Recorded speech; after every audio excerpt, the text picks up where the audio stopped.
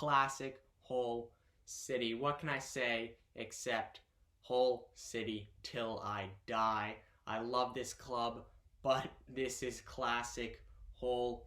Alright boys, Hull City till I die, but welcome to the Hypnos channel, the only YouTube channel that educates you on your Hull City Football Club. For more Hull City content, make sure to subscribe down below. And without further ado, let's hit the pitch.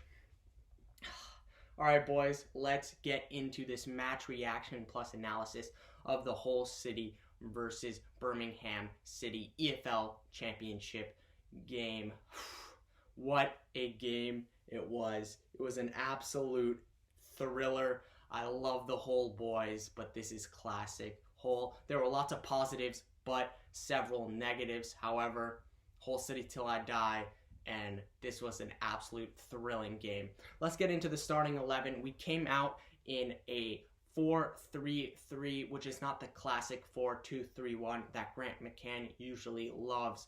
We switched it up and went into the 4-3-3 with Long as our keeper, Callum Elder, Jordi Device, Reece Burke, Matthew Pennington in the back, Daniel Batty, Herbie Kane, Leo da Silva Lopez in the midfield, Malik Wilks on the right, James Scott on the left, and Josh Magennis up top.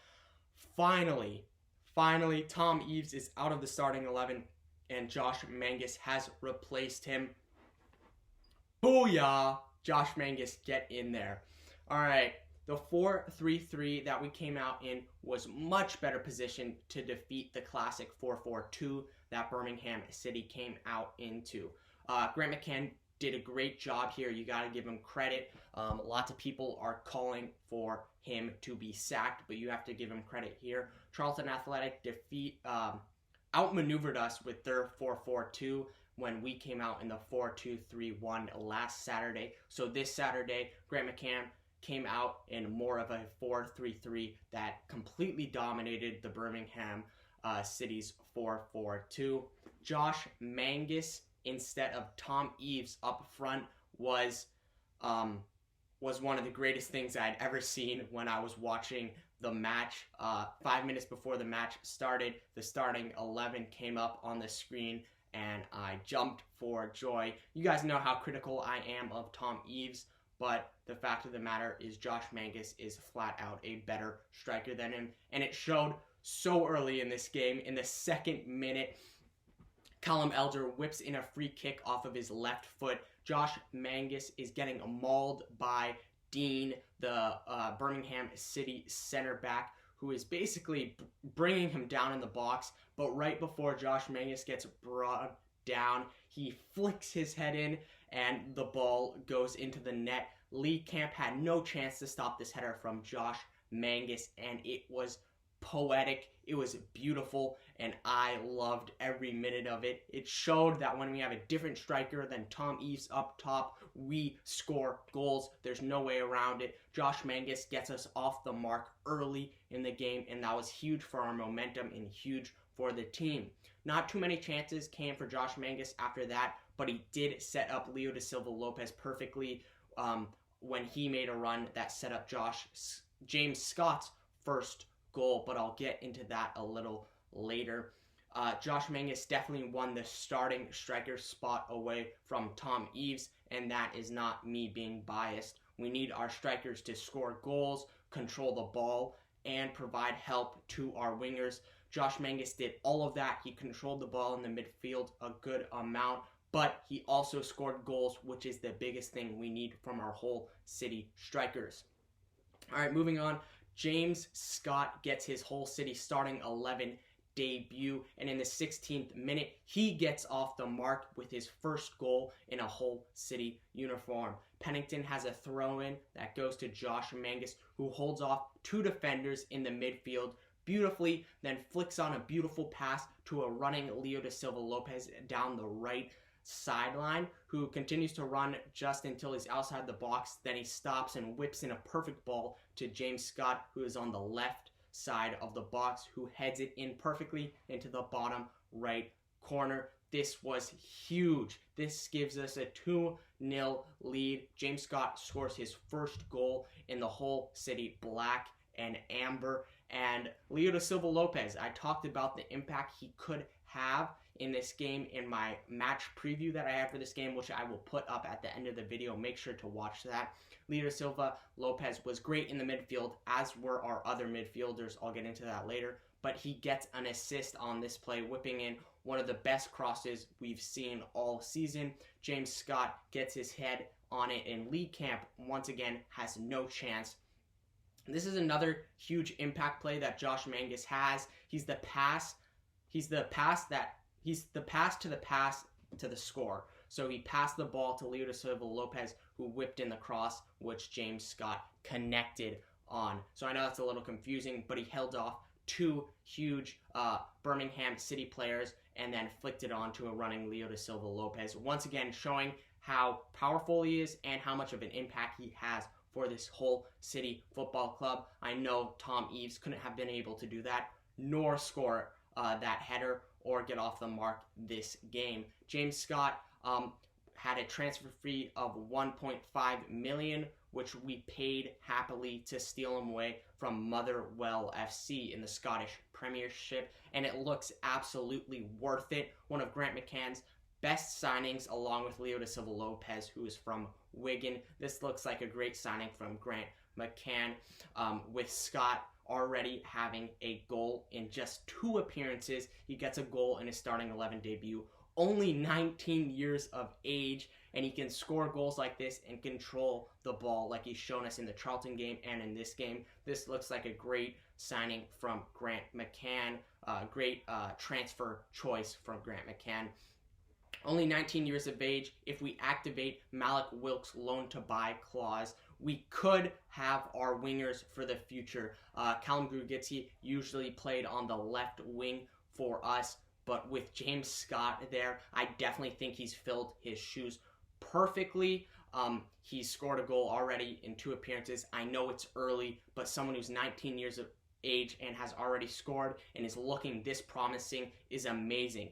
If we activate Malik Wilks' loan-to-buy clause, which I have been pleading with Hull City to do, we could have our wingers for our future, and that blow of Callum Grugitsky going to Derby County and Jared Bowen going to West Ham could have not been as big as a blow as we thought if James Scott continues on his form and Malik Wilks continues to grow as a player. He did not play amazing in this game, but if we activate his loan-to-buy clause, I am positive we have our 2 wingers for the future, which would be amazing. And if Josh Magennis continues to play on this form like he has been, we could have the attack that could get us out of the relegation zone and have us potentially in the conversation for promotion next season. And that's what it's all about, boys. Promotion back into the Premier League. All right, in the first half, our midfielders looked absolutely amazing. Herbie Kane, Daniel Batty, and Leo da Silva Lopez running around with high pressure, forcing chances and forcing turnovers from the Birmingham City players. Jude Bellingham, the highly touted young sensational talent of the Blues, got simply outplayed by our midfielders. He's only 16. He has a bright future, but he got outplayed by Herbie Kane, Daniel Batty, and Leo da Silva Lopez. Leo da Silva Lopez had that beautiful assist to James Scott, and he was running around causing turnovers all over the field.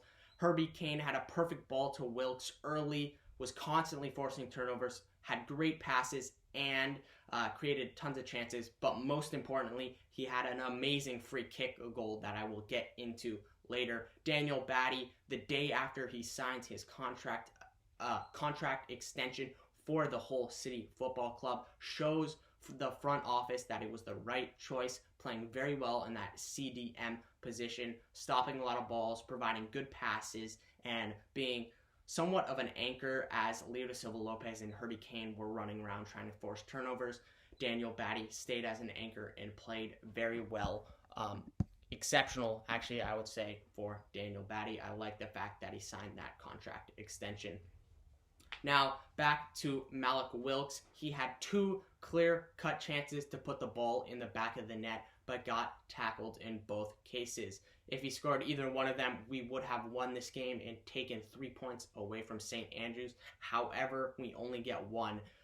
He can't be getting caught from behind twice, and we need him to put the ball in the back of the net definitely a growing experience for him. Early, about the first minute, Herbie Kane leads Malik Wilks with a perfect through ball in the first minute of the game, but he waits a little too long to shoot, and Clark Salter comes flying in to slide tackle him. This is just something he should have avoided by shooting a little bit earlier, just getting a ball on target and forcing Lee Camp to make a tough save. Then later on in the first half, a Birmingham City mistake in the midfield leads to another Wilks run, and he looks to be one-on-one with Lee Camp until Pedersen slides in just as Wilks shoots, and it becomes a corner. Pedersen makes one of his great defensive plays he has for Birmingham City. It was a great play, but the fact of the matter is Wilks had two clear-cut chances, and he could not get the ball on target or on goal. And either one, if he had shot it, I'm confident it would have been a goal, but he got tackled in both circumstances, and this is something that just can't happen as our right wing. He had two great opportunities, and he muffed them. Granted, the defense played great, but he still couldn't get the ball in the back of the net. I still want to sign him permanently. However, I've been saying this ever since I started this channel. We need to activate his loan to buy clause. Not just because he's my favorite player with Hull, but because he could be our right wing for the future. Him, Magennis, and James Scott have a great partnership up top, and I know if he continues to get these goal scoring opportunities in this game, if he continues to get these goal scoring opportunities for Hull City, he will capitalize. I am sure of it. He just needs to get more and more chances, and he needs to be with the club permanently, like I have been saying. All right, so the second half comes, and Birmingham City are a completely different team because their manager moves Crawley to a center attacking mid or a cam position, and Belay comes on as a great substitute, and those two make a world of difference. Belay moves to the left wing position, and he starts just causing problems, whipping in crosses, winning balls. Crawley is just everywhere in the center attacking mid. You can see our midfielders are definitely starting to tire, and Crawley is capitalizing on that. He gets assists and he scores some goals, and I'll talk about that more, but Grant McCann definitely tactically beat their Birmingham manager at the start of the game, coming out in a 4-3-3, and that showed with us going up 2-0. But in the second half, the Birmingham manager makes these two key changes that I talked about, and they really turn the tide of the game, and Grant McCann gets beaten tactically in the second half. The first goal for Birmingham was just we could not clear the ball. Birmingham had the ball in our third for about a minute. No clearance, very frustrating as a fan. The defense could not clear it. Crawley is dribbling around just outside our box. Then he puts a ball back to Gardner, who shoots an absolute screamer into the bottom right corner. Nothing George Long can do, not his fault. The defense should have cleared it. Over 30 seconds of chances to clear it, but we just couldn't, and then Crawley feeds Gardner beautifully, and that's his first impact to the game. Gardner has an absolute beauty of a shot, and we're only up 2-1. You can begin to see the whole City midfielders beginning to look more and more tired. Our attackers started to look tired, and Grant McCann began to look down at his reserves. Belay had a header that just missed the far right post, could have gone 2-2, but then 5 minutes later he comes back in the 60th minute, whips in a ball, and Crawley runs onto it to score a header. The smallest player on the pitch scrambles into the box and flicks his head, and the ball goes into the back of the net. This is where the marking problems began for us, because Crawley runs through two defenders, and he finds a way to put the ball in the back of the net. We should have marked him. I believe it was Reece Burke and Callum Elder, but either way, no matter who it was, Crawley should not be getting ahead to that ball. Definite marking problems. Grant McCann touched on it in his post-game interview. He talked about the marking problems, and they were a big issue.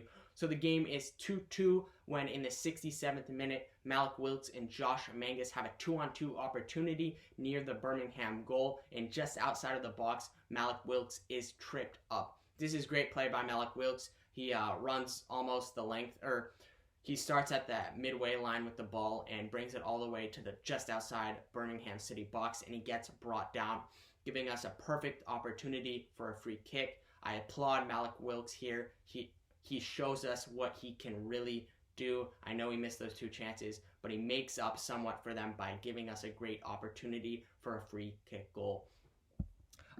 Herbie Kane stands over the ball. Herbie Kane stands over the ball, and you can just feel the anticipation, and he steps up, whips a ball under the wall. The Birmingham City wall jumps too high, whips the ball into the bottom left corner. Shades of Robert Snodgrass. If you are a real Hull City fan, you will know that name. Shades of Robert Snodgrass. An absolute beauty of a strike.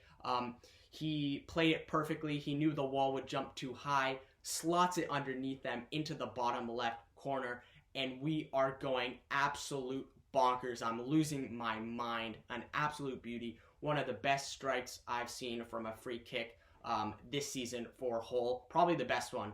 Probably our best free kick strike. Shades of Robert Snodgrass. It's just a great moment. The substitutions happen after this. We are up 3-2. In the 67th minute, Tom Eaves comes on for Josh Magennis. Yeah, Tom Eaves comes on.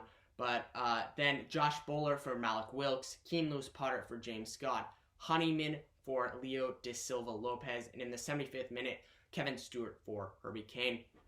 These were good substitutions. Like I said, the attacking and the midfield were looking quite tired. Keane Lewis-Potter comes on for James Scott and Josh Bowler for Malik Wilks. The wingers get healthier, or get faster and get better. Tom Eaves for Josh Magennis. I don't love it. Martin Samuelson, I believe, picked up a nick of an injury on the training ground. So Tom Eaves was one of the only strikers we could turn to, if not the only striker. So I understand it, but obviously I would have just kept Josh Magennis in. Honeyman for Lopez is a great substitution. I've talked about how I like Honeyman, and he's played really well, and he should continue to come on as a sub. Leo De Silva Lopez in his first game back was definitely looking tired. Not his fault. And then Kevin Stewart for Herbie Kane. I talked about maybe Kevin Stewart being in the starting 11. I advocated for that. But our midfield, Herbie Kane, Daniel Batty, and Leo De Silva Lopez played so well. He does not deserve to be in the starting 11. And when he came on as substitute, he did not play that well. So he does not deserve to be in the starting 11 for our game against Middlesbrough. But then, back to the game. Around the 75th minute, George Honeyman swings in a nice free kick from the left side, and it hits Jordi Device on the shoulder, bounces back into the middle of the penalty box, and it hesitates there for about a second, but we can't get anyone onto it. It's a definite missed opportunity. Could have been an easy, or not an easy goal. It could have been a good goal. It was another clear-cut opportunity, but no one could get their foot on it. Honeyman, like I said, has played really well and should continue to get these substitution appearances for us. Belay swings in another cross in the 80th minute, and sadly, once again, our markings are absolutely horrible. So Gardner gets his head onto it, and the ball caroons into the bottom right corner, tying the game up 3-3. Belay was a absolute difference maker. 2 assists off of crosses. He played great on the left wing for them. And Gardner scores his second goal, a brace. First one a screamer. This one, horrible marking again. Our marking was the difference for us. All in all, to be honest, the boys looked so much better. I was proud to be a Hull City fan watching them. They played amazing. To be honest, I'm always a proud Hull City fan, but they played absolutely amazing this time. Josh Magennis was the striker we needed. He puts the ball in the back of the net, and that's what we need as a striker. He should definitely get the start against Middlesbrough, and I think Grant McCann knows that. Tom Eaves should not come on in the starting 11 or as a substitute. I'd rather Martin Samuelson or Keane Lewis-Potter comes on as a substitute, as a striker. but Josh Magennis plays great and wins the starting striker spot for us. The midfield dominates most of the time. Herbie Kane, Daniel Batty, Leo Da Silva Lopez played absolutely amazing, forcing chances for us, forcing turnovers and scoring goals and having assists. James Scott and Malik Wilks both created chances for them. Malik Wilks couldn't capitalize, but he still played a good game, and we definitely need to activate his loan to buy clause like I have said before. James Scott also capitalized, scoring a great header in his debut, 19 years old, and playing on the left wing with Malik Wilks on the right wing. If we activate Malik Wilks' loan to buy clause, we have our wingers for the future. You can take that to the bank. I am excited, but we need to activate Malik Wilks' loan to buy clause by June 30th.